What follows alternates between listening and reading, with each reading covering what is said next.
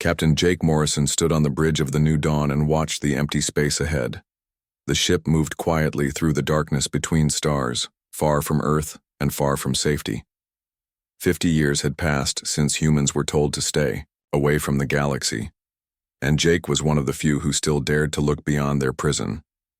The bridge was small and cramped compared to the great ships that other species built. Human technology was simple and rough, made from metal and circuits, that worked even when everything else failed. Jake liked it that way. He trusted things he could fix with his own hands. "Captain, we are getting close to the New Terra system," said Kate Nelson from her seat at the communication station. Her fingers moved over the controls with practiced ease. "Should I start scanning for signals?"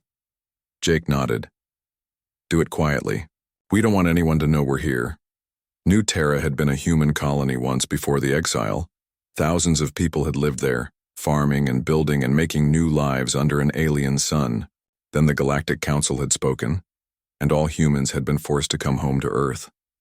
The colony ships had carried crying children and angry adults back to the world their grandparents had left behind. Jake remembered that day clearly. He had been young then, just starting his career in the Space Navy. He had watched the news broadcasts with growing anger as species after species voted to cast humanity out of galactic civilization. The Zephyrians had led the vote with their cold, logical voices. The Korvac had growled their agreement through sharp teeth. Even the peaceful Aldorians had raised their delicate hands in favor of exile. The reason was always the same. Humans were too dangerous, too violent, too unpredictable. In just 300 years, they had gone from throwing rocks at each other to building starships and colonies. They fought wars with a creativity that scared older species. They refused to follow rules that everyone else accepted without question. Jake's mind went back to the final hearing at the Galactic Council. Ambassador Lisa Carter had stood before thousands of alien representatives in the Great Crystal Hall on Zephyria Prime. She had worn her best uniform and spoken with all the dignity she could gather. "Honorable members of the Council," Lisa had said, her voice echoing in the vast space. "Humanity asks for understanding, not fear. Yes, we are young and sometimes violent, but we are also capable of great kindness and protection. We have learned to channel our aggressive nature toward building and exploring, not destroying." The Zephyrian High Arbiter had listened with glowing eyes that showed no emotion. When Lisa finished speaking, he had risen from his floating throne like a pillar of silver light. "Humanity has shown its nature in the Titan colony incident," the Arbiter had said. "When the Korvac claimed the system under galactic law, humans refused to yield. They used weapons of terrible creativity against a lawful occupation force. They turned mining equipment into bombs and farming tools into weapons. Such unpredictability cannot be allowed to spread through civilized space." Lisa had tried to argue. That was self-defense. The colonists were protecting their homes and families. "That was chaos," the Arbiter had replied. "The galaxy has known 10,000 years of peace through order and law. Humanity brings only disruption to this harmony." The vote had been swift and merciless. Species after species had raised their hands, tentacles, claws, or whatever they used to signal agreement. Only a few had abstained, and none had voted in favor of humanity. The sentence was exile to the Sol system, with a warning that any human ship found beyond the barrier would be destroyed without communication. Jake shook himself out of the memory as Kate spoke again. "Captain, I'm not detecting any signals from New Terra. The whole system is quiet." "How quiet?" Jake asked, moving to look over her shoulder at the scanner display. "Dead quiet. No communications, no ship traffic, no automated beacons, nothing." Dr. Amy Foster looked up from her science station. "That's not normal. Even abandoned systems usually have some automated signals running for years." Jake felt a cold feeling in his stomach. New Terra had been given to the Korvac after the human exile. The bird-like species had moved their own colonists there and built trade stations in orbit. It should have been bustling with activity. "Sam, bring us closer but keep us hidden," Jake ordered. Engineer Sam Rodriguez worked his controls and the ship changed course toward the inner system. As they got closer, the scanners began picking up more details. Kate's face grew pale as she read the displays. Captain, I'm detecting debris in orbit around New Terra. Lots of it. The main screen lit up with an image that made everyone on the bridge go silent.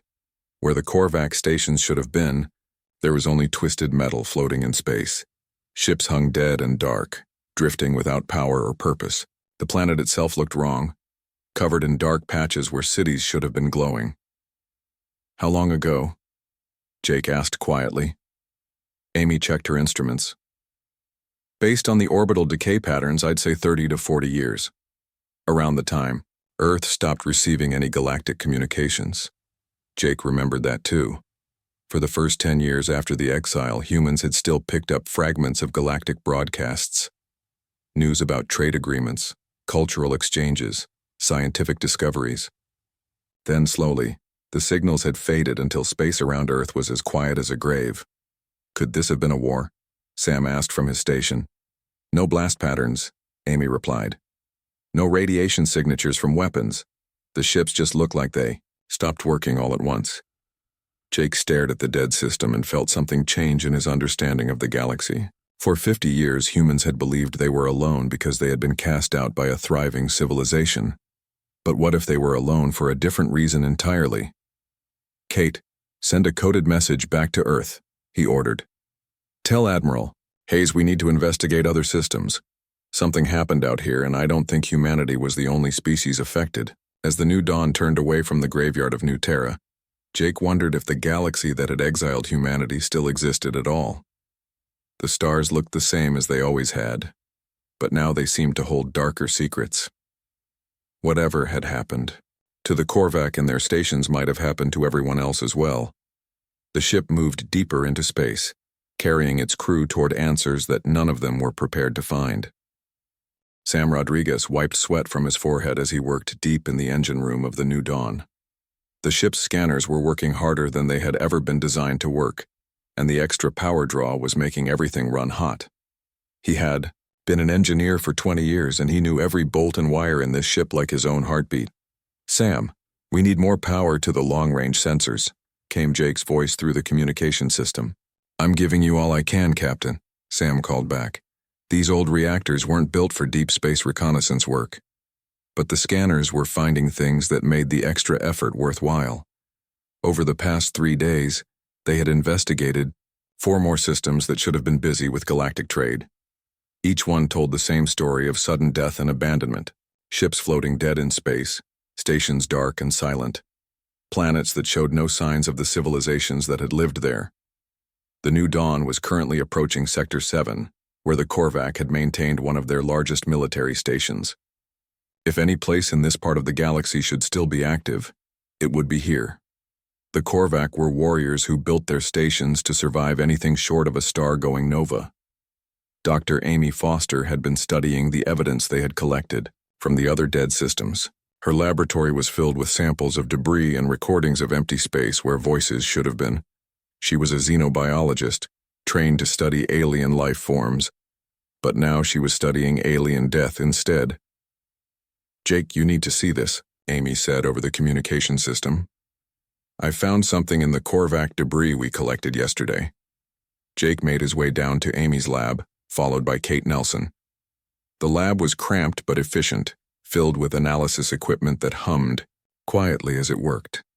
Amy stood next to an examination table where pieces of twisted metal lay under bright lights. What am I looking at? Jake asked. Amy pointed to a section of what had once been a Korvac control panel. This is from the bridge of their station at Beta Centauri. Look at the metal here, around where the controls used to be. Jake leaned closer and saw something that made his skin crawl. The metal wasn't just melted or destroyed, it had been changed into something else entirely. Crystalline structures grew from the surface like strange flowers made of glass and shadow. What could do that to metal? Kate asked. I don't know, Amy admitted. But I found traces of organic material mixed with the crystal formations. Korvac DNA, but changed somehow. Transformed. Before Jake could ask more questions, Sam's voice crackled through the communication system. Captain, you need to get back to the bridge. We found the Korvac military station, and you're not going to believe what we're seeing. Jake and Kate hurried back to the bridge where Sam was already waiting with the main screen showing their target. The Korvac station should have been a massive fortress bristling with weapons and shields. Instead, they saw something that defied explanation. The station was still there, but it looked like it had been turned inside out. The massive metal structure had been twisted into impossible shapes, forming spiraling towers that seemed to bend space around them. The whole thing glowed with a faint light that hurt to look at directly. "Are there any life signs?" Jake asked. Kate checked her instruments. "I'm detecting something, but the readings don't make sense. It's like there are thousands of consciousness patterns, but they're all frozen in place." "Explain that." "Brain. Activity that never changes. Thoughts that repeat the same pattern over and over again like a recording stuck on replay." Jake stared at the twisted station and felt a chill run down his spine. "Sam, take us closer, but keep us ready to run if anything happens." As the new dawn approached the station, more details became visible on the screen. The twisted metal structures were covered with the same crystalline growths that Amy had found in the debris. But these formations were much larger, some of them the size of buildings. "Jake, I'm getting a transmission," Kate said suddenly. "It's very weak and heavily distorted, but it's definitely coming from the station. Put it through." The bridge filled with static and electronic screaming. Through the noise, Jake could hear fragments of voices speaking in the harsh language of the Korvac. The words were repeated over and over in the same terrified tone. Amy arrived on the bridge just as Kate managed to clean up the signal enough to understand it. The translation came through the ship's computer in a flat, mechanical voice. "Warning. Do not approach the core. The hunger spreads. Consciousness becomes crystal. Thought becomes food. Warning. Do not approach the core." The message repeated endlessly, the same words spoken by the same voice with the same desperate fear. Each time. "How long has that been broadcasting?" Jake asked. Kate checked her readings. "Based on the signal decay, I'd estimate about 30 years. Jake felt pieces of a horrible puzzle starting to fit together in his mind. 30 years ago was when the galactic communications had started to fade. 30 years ago was when Earth had stopped hearing from the rest of civilization. "Captain," Sam said from his engineering station, "I'm detecting some kind of energy field around the station. It's interfering with our systems, making everything run slower." Jake noticed it too. The bridge lights seemed dimmer, and the displays were updating more slowly than normal. Even his own thoughts felt sluggish, like he was trying to think through thick honey. "Back us away," he ordered. "Now." Sam fired the engines and the new dawn moved back from the station. As they got further away, the strange effects faded and the ship's systems returned to normal. "What was that?" Kate asked, rubbing her temples. Amy was already working at her science station, analyzing the readings they had collected. "Some kind of field that affects neural activity. It was trying to slow down our brain functions." "To what purpose?" "I don't know yet, but I have a theory. What if whatever happened to the Korvac is still happening? What if that station is some kind of trap designed to capture consciousness?" Jake looked back at the twisted station on the screen. The crystalline formations seemed to pulse with their own internal light, and he could swear he saw shapes moving inside them, shapes that might once have been living beings. "Kate, send another message to Earth," he ordered. "Tell Admiral Hayes that we found evidence of a threat that targets consciousness itself, something that can trap minds and turn them into these crystal formations." "What kind of threat could do that?" Kate asked as she prepared the message. Jake stared at the alien nightmare on the screen and shook his head. "I don't know, but I'm starting to think humanity's exile might have saved us from something worse than political embarrassment." The new dawn turned away from the Korvac station and headed deeper into space. Behind them, the twisted structure continued its endless broadcast, warning anyone who might listen about a hunger that fed on thought itself. In her laboratory, Amy studied the crystal samples and tried to understand what force could transform living metal and flesh into these impossible formations. Whatever had done this to the Korvac had done it to every other species they had encountered so far. The galaxy that had exiled humanity was dying or already dead, consumed by something that turned consciousness into crystal and thought into food. And somewhere in the darkness between the stars, that something was still waiting. Ben Clark studied the star chart spread across his navigation table and tried to make sense of what they were showing him. The New Dawn had been investigating dead systems for 2 weeks now, and a pattern was starting to emerge. The devastation wasn't random. It followed a clear path from the galactic core outward, like ripples spreading from a stone thrown into still water. "Captain, I think I know where this all started," Ben called across the bridge. Jake Morrison left his command chair and walked over to the navigation station. Ben pointed to the holographic display showing a 3-dimensional map of their local galactic region. "Look at this. Every dead system we've found is connected by these trade routes that lead back toward the galactic core. Whatever killed these civilizations, it followed the most traveled paths through space." Jake studied the pattern and nodded slowly. "It went after the most advanced species first." "Exactly. The Zephyrians, the Korvac, the Aldorians, all the old civilizations that had been in space for thousands of years. The primitive worlds we've scanned are empty but undamaged, like their populations just disappeared." Dr. Amy Foster looked up from her latest analysis. She had been working without sleep for days trying to understand the crystal formations they had found. Her eyes were red with exhaustion, but her voice was steady. "I think I know why the advanced species were targeted first," she said. "I've been studying the crystalline structures, and they're not just random formations. They're neural networks but made of mineral instead of organic material." "What does that mean?" asked Kate Nelson from her communication station. Amy walked over to the main display and brought up her findings. The screen showed microscopic images of the crystal structures, revealing complex patterns that looked almost like brain tissue. "Every crystal formation we've found contains preserved neural patterns. Memories, thoughts, personality structures, all converted from organic neural tissue into crystalline matrix. It's like someone found a way to turn consciousness itself into a harvestable resource." Jake felt his stomach turn. "You're saying those crystals contain the minds of the people who died?" "Not died, transformed. Their consciousness was extracted and preserved in crystal form. But here's the important part.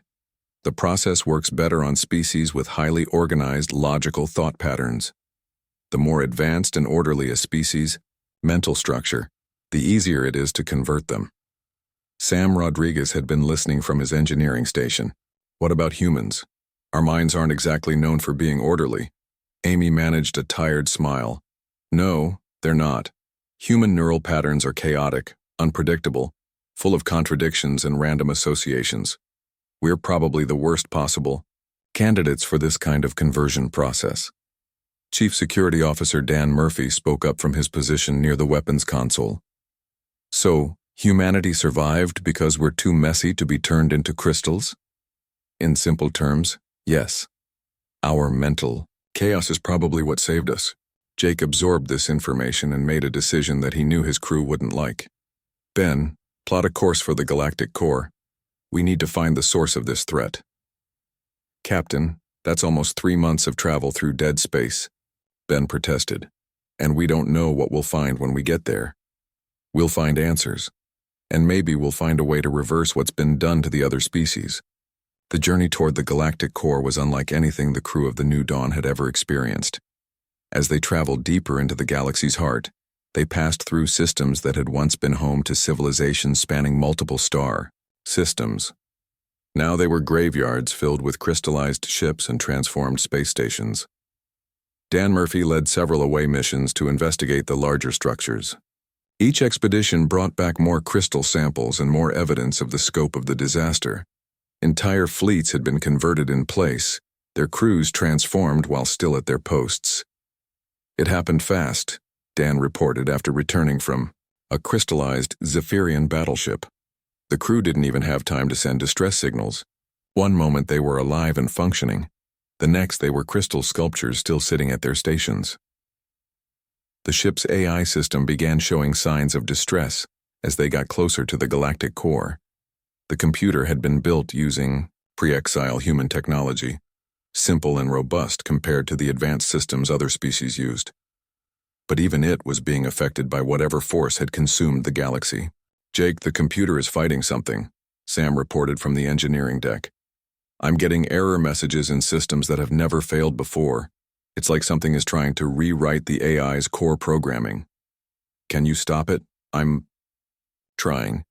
But it's not like any virus or attack program I've ever seen. It's more like the computer is being convinced to shut itself down voluntarily. Kate had been monitoring long-range communications, hoping to find some sign of surviving civilization. Instead, she found something much worse. Captain, I'm detecting a massive structure near the galactic core. It's artificial and it's huge. Bigger than anything any known species could have built. Jake joined her at the communications station and looked at the scanner readings.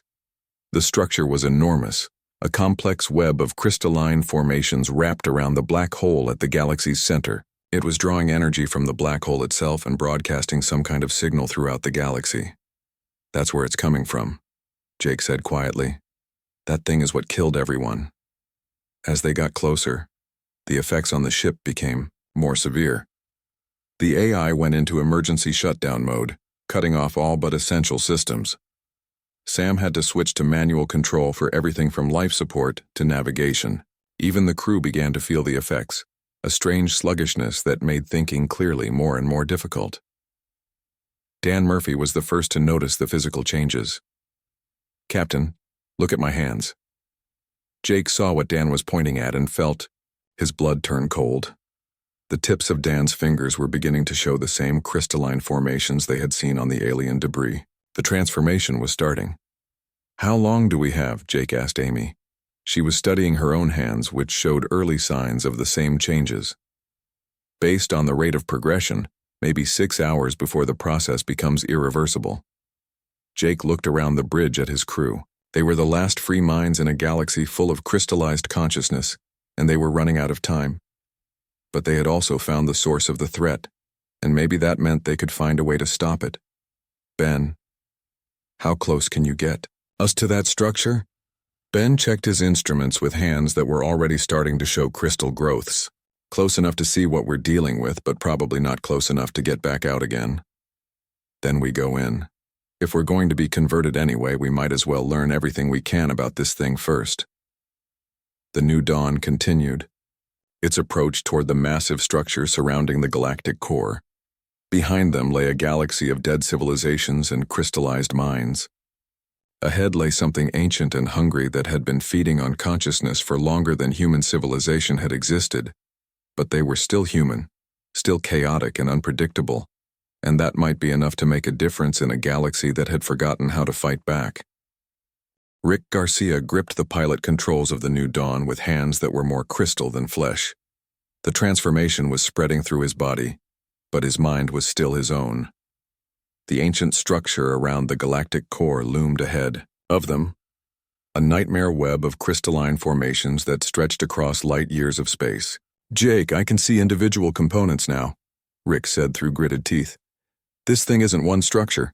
It's millions of ships and stations, all fused together into something bigger. Jake Morrison studied the main display and felt his understanding of the threat shift into focus. The massive structure wasn't built by the entity that had consumed the galaxy. It was made from the victims themselves. Their crystallized forms somehow merged into a single vast intelligence. Dr. Amy Foster was working frantically at her science station, even as the crystal growths spread up her arms. I'm detecting neural patterns throughout the entire structure. Billions of consciousness patterns all linked together but somehow still individual. It's like a collective mind made from harvested thoughts. Can you identify any of the patterns? Jake asked. Amy's fingers moved over her controls, following traces of familiar signals. Yes, I'm picking up Zephyrian thought structures, Korvac mental patterns, even some Aldorian consciousness signatures. They're all there, preserved but connected to something larger. Kate Nelson had been fighting the crystallization process longer than anyone else, but now even she was starting to succumb. Her voice was strained as she reported her findings. Captain, I'm receiving a transmission from inside the structure. It's not like the warning signals we found before.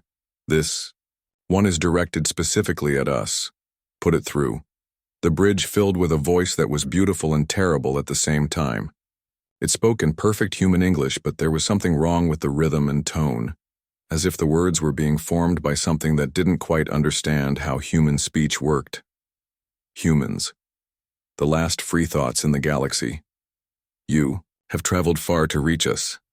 Jake forced himself to speak clearly despite the crystal growth spreading across his throat.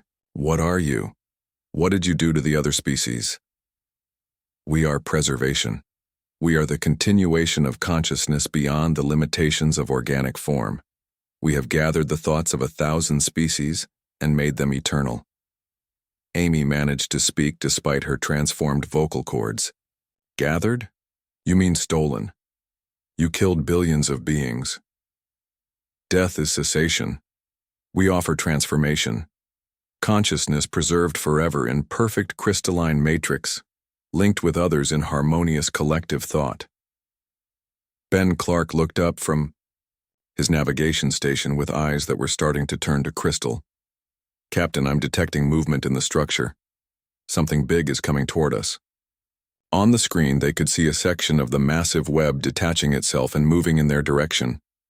It was the size of a small moon, covered in the same crystalline formations as everything else. But this one seemed more purposeful in its design. We will gather you as we have gathered all others, the voice continued. Your chaotic thoughts will be organized and preserved. Your disorder will become harmony.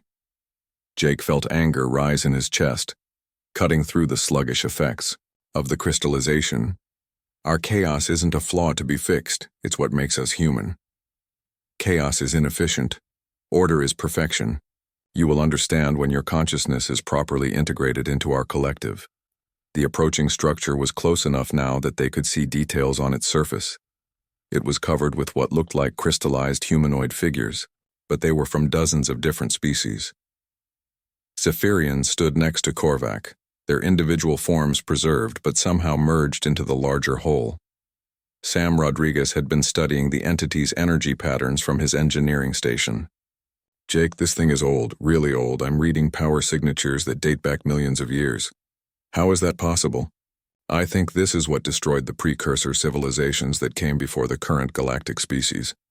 It's been doing this for millions of years, consuming each generation of intelligent life as they develop advanced technology. The voice from the structure seemed amused by Sam's discovery. Correct.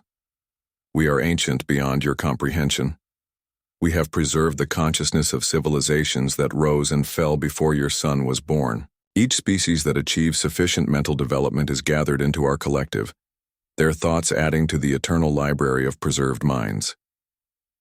Jake looked around his bridge at his crystallizing crew and made a decision that was purely human in its reckless defiance.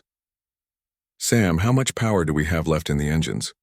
Enough for one good burn, maybe two if we overload the reactors. Do it. Ram us right into that thing's center.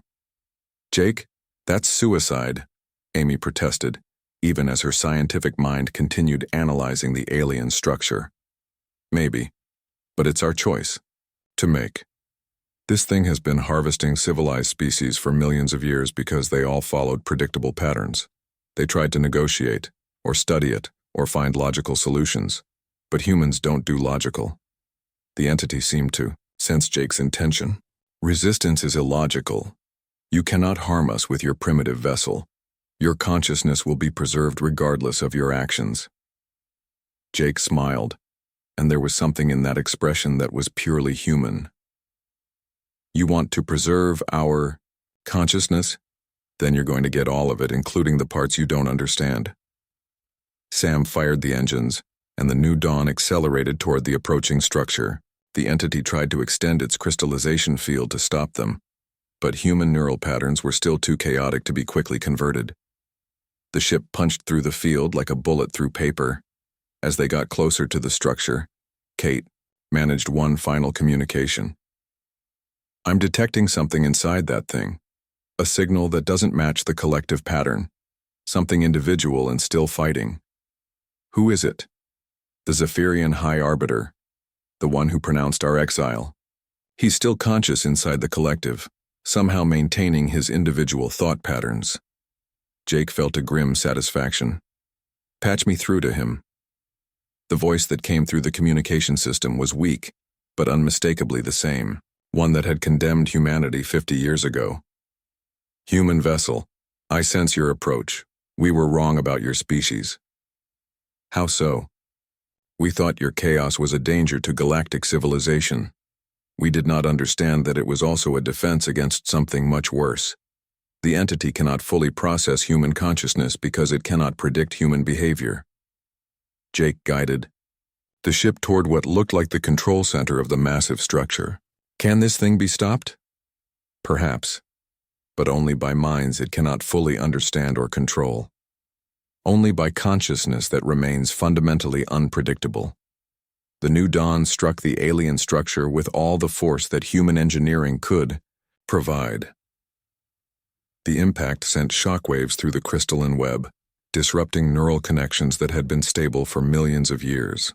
For the first time since its creation, the ancient entity experienced something it had never felt before: uncertainty. As the ship's hull cracked and the crew felt their consciousness being pulled into the collective, Jake Morrison had one final thought. Humanity had been exiled for being too chaotic and unpredictable for galactic civilization. Now that same chaos might be the only thing that could save what was left of the galaxy. The crystal growths reached his brain, and Jake's individual consciousness began to merge with the collective. But human thoughts, even crystallized ones, did not merge cleanly. They remained stubborn, contradictory, and impossible to fully organize. The ancient entity had consumed 1,000 species, but it had never tried to digest something as fundamentally undigestible as human consciousness. Jake Morrison found himself in a place that existed somewhere between dream and nightmare. His consciousness floated in a vast crystalline matrix alongside billions of other minds, all connected, but somehow still separate. The ancient entity had absorbed him and his crew, but something was wrong with the process. Around him, Jake could sense the preserved thoughts of species that had been dead for millions of years. Zephyrians contemplated mathematical perfection while Korvac minds replayed glorious battles. Eldorian consciousness patterns sang harmonious songs that had no beginning or end. All of them had been perfectly integrated into the collective, their individual thoughts organized and cataloged. But the human minds were different. Jake could feel his crew nearby, their consciousness patterns jagged and chaotic even in crystallized form. Amy Foster was somehow still conducting scientific analysis, her thoughts jumping randomly between theories and observations. Sam Rodriguez was mentally rebuilding the New Dawn's engines over and over, each iteration different from the last. They remained fundamentally human, even as part of the collective. The ancient entity tried to impose order on the human thoughts, but it was like trying to organize a tornado. Every time it created a logical structure, human creativity would find a way around it. Every attempt at perfect integration was disrupted by human unpredictability. You are causing instability in the collective. The entity's voice echoed through the crystalline matrix. Your thought patterns must be reorganized. Jake felt himself laugh even though he no longer had a physical body. Good luck with that. Humans have been trying to organize human thoughts for thousands of years. Nobody's figured it out yet. The entity increased its efforts trying to force human consciousness into the same orderly patterns it had used for every other species. But human minds had evolved through millions of years of chaos, warfare, and survival. They were designed to be unpredictable. Amy's voice reached Jake through the matrix. Jake, I think the entity is having processing problems. It's trying to reorganize our thoughts, but it's using up enormous amounts of computational power in the process. How much power? Enough to disrupt its control over the rest of the collective. I can sense other consciousness patterns starting to reassert their individuality. Jake reached out with his crystallized awareness and felt what Amy was describing. The Zephyrian High Arbiter was the strongest, his individual thoughts breaking, free from the collective harmony for the first time in decades. Other minds were following, remembering what it felt like to think independently. Sam's voice joined the conversation. The entity's power core is overloading. It's trying to process too many chaotic variables at once. Human consciousness is like a virus in its system. The ancient entity seemed to realize the danger it was in. Cease your resistance. Individual thought leads only to chaos and destruction. But it was too late. The human minds had introduced something into the collective that the entity couldn't control, the concept of rebellion. Species that had been perfectly organized for millennia were suddenly remembering what it felt like to disagree, to question, to fight back. Jake felt a familiar presence reaching out to him through the matrix. It was the Zephyrian High Arbiter, the same being who had pronounced humanity's exile 50 years ago. Human Morrison, I owe your species an apology. We can discuss that later. Right now, we need to figure out how to shut this thing down. The entity's control center is located at the core of the structure, near the black hole itself. But reaching it would require coordinated action by millions of individual minds, all working toward the same goal while maintaining their independence. Jake understood immediately. Something the entity can't predict or control because it's never seen truly independent cooperation before. The plan that emerged was chaotic, contradictory, and completely human in its approach. Instead of trying to organize the rebellion, Jake simply spread the idea of resistance throughout the matrix and let each species figure out their own way to contribute. Zephyrian minds use their mathematical perfection to calculate weak points in the entity's structure. Korvac consciousness patterns drew on their warrior heritage to plan coordinated attacks. Aldorian thoughts provided the harmony needed to synchronize millions of individual actions. But the humans provided something none of the other species could: the absolute refusal to give up, even when logic said the situation was hopeless. The entity fought back, trying to reassert control over the collective. It poured more power into organizing the chaotic thoughts, but this only made the problem worse. The more energy it used to control the rebellion, the less it had available for its core functions. Now, Jake's voice echoed through the matrix. Everyone at once. Millions of crystallized minds acted simultaneously, each contributing their unique abilities to a single coordinated effort. The attack wasn't perfectly organized or logically planned. It was messy, chaotic, and completely unpredictable. It was also devastatingly effective. The entity's control matrix shattered like glass hit by a hammer. Power systems that had operated for millions of years suddenly went offline. The crystalline structure around the galactic core began to collapse as the force holding it together disappeared. Jake felt his consciousness being pulled back toward his physical body as the crystallization process reversed. Around him, billions of other minds were experiencing the same transition from crystal back to organic form. The new dawn materialized around him, damaged but intact. His crew was at their stations, gasping and confused but alive. Through the main screen, Jake could see the massive alien structure breaking apart, its crystalline components dissolving back into the ships and stations they had once been. "Report," Jake managed to say. Kate checked her instruments with shaking hands. "I'm detecting life signs throughout the galaxy. Ships that were dead are showing power signatures again. The crystallization process is reversing everywhere." Amy was already analyzing the readings from her science station. The entity's power source has been disrupted. Without constant energy input, the crystalline matrices are unstable and reverting to their original organic forms. Sam worked frantically at his engineering station. "Captain, we need to get out of here. This whole structure is coming apart and we're still too close to the black hole." Rick Garcia took manual control of the ship and guided them away from the collapsing structure. Behind them, the crystalline web that had surrounded the galactic core for millions of years was dissolving into space dust. The journey back to human space took 3 months, but it was a very different galaxy they traveled through. Communication signals were returning as civilizations woke up from their crystalline sleep. Trade routes that had been dead for decades were showing signs of activity again.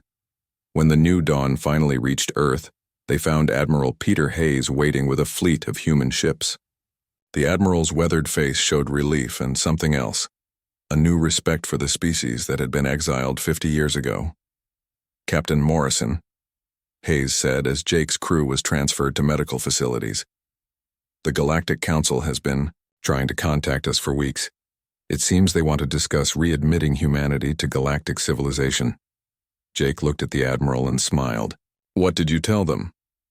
I told them we'd consider it. After proper negotiations, of course. It seems being the species that saved the galaxy gives us some bargaining power.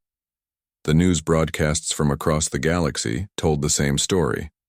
Civilization was returning, but it was different now. Species that had been perfectly ordered and logical for thousands of years had experienced chaos and independence. They were asking questions they had never thought to ask before. The Zephyrian High Arbiter sent a personal message to Earth, formally apologizing for humanity's exile and requesting that humans take a permanent seat on the Galactic Council. The Korvac offered to share their military technology. Even the peaceful Aldorians wanted to learn about human concepts like creativity and improvisation. Jake stood on the observation deck of the new Earth Defense Station and watched human ships patrolling the space around their home system. They were no longer exiles or outcasts. They were the guardians of a galaxy that had learned the value of chaos, unpredictability, and the refusal to give up when everything seemed hopeless. The stars that had gone dark were shining again, and humanity was finally where they belonged, standing watch between the light and the darkness, ready to fight for the right of all consciousness to remain free and chaotic and gloriously, stubbornly individual. The ancient entity was gone, its crystalline perfection shattered by the one thing it could never understand or control: the beautiful, terrible, wonderful chaos of free minds refusing to be organized.